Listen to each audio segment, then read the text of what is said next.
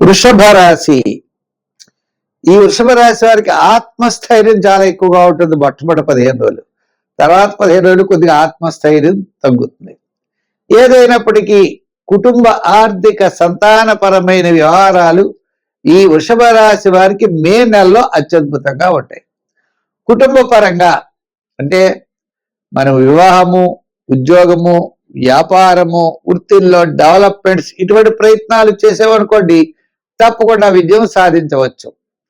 వివాహం కాని వారికి, ఓ ప్లాట్ కొనుక్కోవాలనుకునే వారికి, ఇలా దీర్ఘకాలిక ప్రయోజనాన్నిచ్చేటువంటి పనులన్నీ కూడా ఈ వృషభ రాశి వారికి పట్టిందల్లా బంగారం అన్నట్లు సక్సెస్ఫుల్ గా మనం పెడతాం. ఏమిటండి దీనికి కారణం అంటే కుజుడు లాభస్థానం, శుక్రుడు లాభస్థానం, శని లాభస్థానంలో ఉన్నారు. అంటే అలంకారాలు, స్థిరాస్తి డెవలప్మెంట్స్, అలాగే ఎంతటి కార్యక్రమాన్నైనా మనం పూర్తి చేయగలుగుతాం. మళ్ళా గురుడు వచ్చేప్పటికి ద్వితీయ స్థాన సంచారం, ఈ విధముగా గ్రహముల యొక్క బలం అనుకూలముగా ఉండడం చేత మనం అన్నింటా కూడా విజయం సాధించే అవకాశములు చాలా ఎక్కువగా ఈ వృషభ రాశి వారికి ఉన్నాయి. అంచేత మనం ఏం చేయాలి? ముఖ్యమైనటువంటి పనులన్నీ చేసే ప్రయత్నం మనం చేయాలి. పట్టుదలతో ముందుకు వెళ్ళాలి. విజయం సాధించేటువంటి ఆలోచనలు ఉండాలి. శ్రద్ధ, సహనము, ఓర్పుతో ముందుకు వెడితే తప్పనిసరిగా విజయం సాధించగలుగుతాం. ఉద్యోగస్తులకి ఆర్థిక ప్రయోజనాలు, రాజకీయ నాయకులకి గౌరవం, వృత్తుల వారికి అవకాశాలు, వ్యాపార పరంగా ఉన్న వారికి కూడా ఆర్థిక లావాదేవీల్లో కాస్త అనుకూలమైన మార్పులు ఉంటాయి. క్రయ విక్రయాదులు లాభిస్తాయి. ఐటీ రంగం వారికి చాలా అనుకూలంగా ఉంటుంది. షేర్స్ వారికి మొట్టమొదటి 15 రోజులు బాగుంటుంది. రియల్ ఎస్టేట్ వారికి మొత్తం నెలంతా కూడా కాస్త అనుకూలంగా ఉంటాయి. గత 4 నెలల కంటే రియల్ ఎస్టేట్ వారికి ఈ నెల చాలా అనుకూలంగా ఉన్నది. ఐటీ రంగం వారు కూడా ప్రాజెక్ట్స్ రావడం, కొంత ఆర్థిక సర్దుబాట్లు జరగడం ఉంటుంది. ఇంకా జనరల్, కిరాణా, మెడికల్, ఫ్యాన్సీ, గృహోపకరణాలు, వస్త్ర ఆభరణ వారికి కూడా ఈ రాశి వారికి చాలా అనుకూలంగా ఉంటుంది. అయితే మరి ఈ రాశి వారు చేయవలసింది ఏంటి అంటే సూర్య భగవాను పూజించడం మంచిది. ఆదిత్య హృదయాన్ని రోజు పఠిస్తూ మనం గోధుమ పిండి చిన్న చిన్న ఉండలు చేసి ప్రవహించే నదిలో వేయడం చాలా మంచిది. నదులు దొరకని వారికి ఈ గోధుమ పిండి ఉండలు వేసి చిన్న చిన్న ఉండలు కాకులకు ఆహారంగా పెట్టడం కూడా మంచిది. మిథున రాశి. ఈ మిథున రాశి వారి విషయానికి వచ్చినట్లయితే మనకి మొట్టమొదటి 15 రోజులు కూడా ఆత్మస్థైర్యంతో, ధైర్యంతో ప్రతి పనిని చక్కగా చేయగలుగుతారు. కోర్టు వ్యవహారాదులు, ప్రభుత్వ సంబంధమైన వ్యవహారములు అనుకూలంగా ఉంటాయి. ఉద్యోగాల్లో చక్కని అభివృద్ధి ఉంటుంది. అంతేకాకుండా నిరుద్యోగులకు కూడా మే 15వ తారీఖు వరకు అవకాశాలు ఉంటాయి. ఉద్యోగంలో అభివృద్ధి, రాజకీయ పరంగా కూడా అభివృద్ధి ఉంటుంది. విద్యార్థులు మంచి నిర్ణయాలు తీసుకుంటారు. 15 రోజులు, మే 15 తర్వాత ఏమవుతుందంటే కాస్త మిశ్రమైనటువంటి ఫలితాలు కనపడుతున్నాయి. ఏదైనప్పటికీ ఈ మే నెల అనేది మిథున రాశి వారికి చాలా చక్కగా అనుకూలమైన మాసం. ముఖ్యమైన నిర్ణయాలు తీసుకుంటారు. సోపుణ్య కార్యక్రమాల్లో పాల్గొంటారు. ఆధ్యాత్మికమైన చింతన పెరుగుతుంది. సర్వత్రా విజయం సాధించే దిశలో ముందుకు వెళ్ళేటువంటి పరిస్థితులు కనపడుతున్నాయి. వ్యాపార పరంగా మనం చూస్తే గృహోపకరణాలు, రియల్ ఎస్టేట్, షేర్స్, ఐటీ రంగం వారికి కాస్త అనుకూలంగా ఉన్నది. వ్యాపార పరంగా అంతేకాకుండా జనరల్, కిరాణా, మెడికల్ వారికి కూడా పర్వాలేదు. గత 2-3 మాసముల కంటే ఈ నెల చాలా అనుకూలంగా ఉన్నది.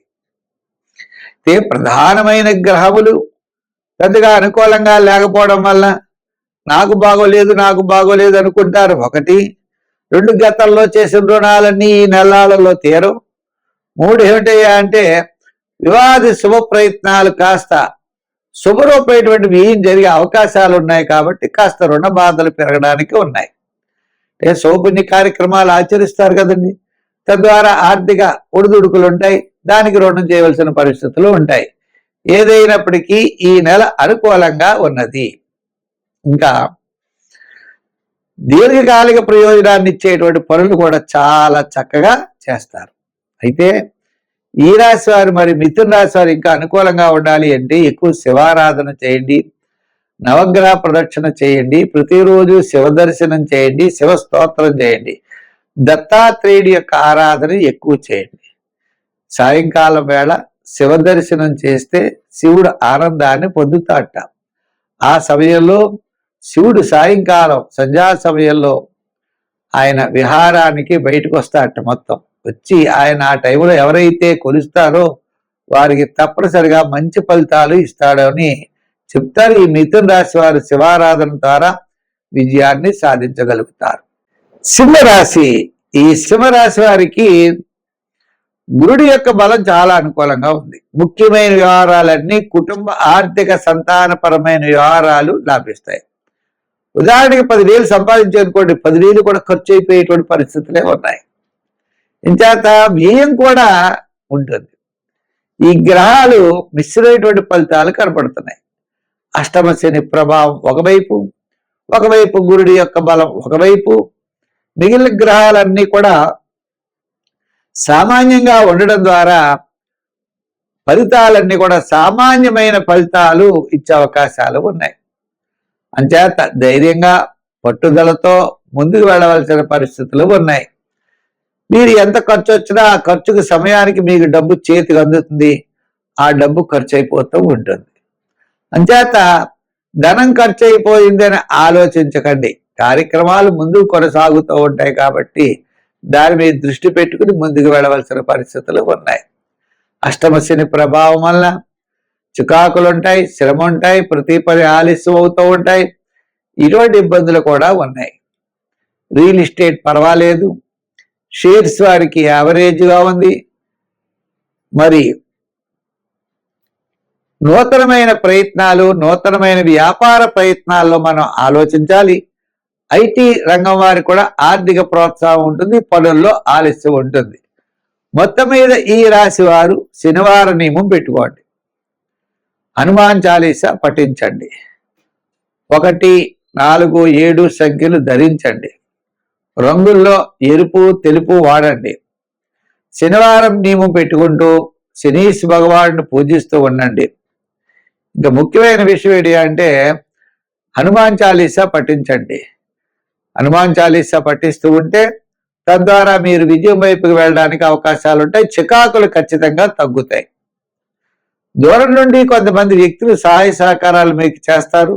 ఆ సహాయ సహకారాలతో ముందుకు కొనసాగేటువంటి పరిస్థితులు కూడా కనపడుతున్నాయి. అంతేకాకుండా గ్రామాల యొక్క ప్రభావం ఉన్నప్పటికీ గుడి యొక్క బలం ఉండడం ద్వారా కాస్త 2-3 నెలల కంటే ఈ నెల చాలా అనుకూలమైన వాతావరణంలో ఉన్నది.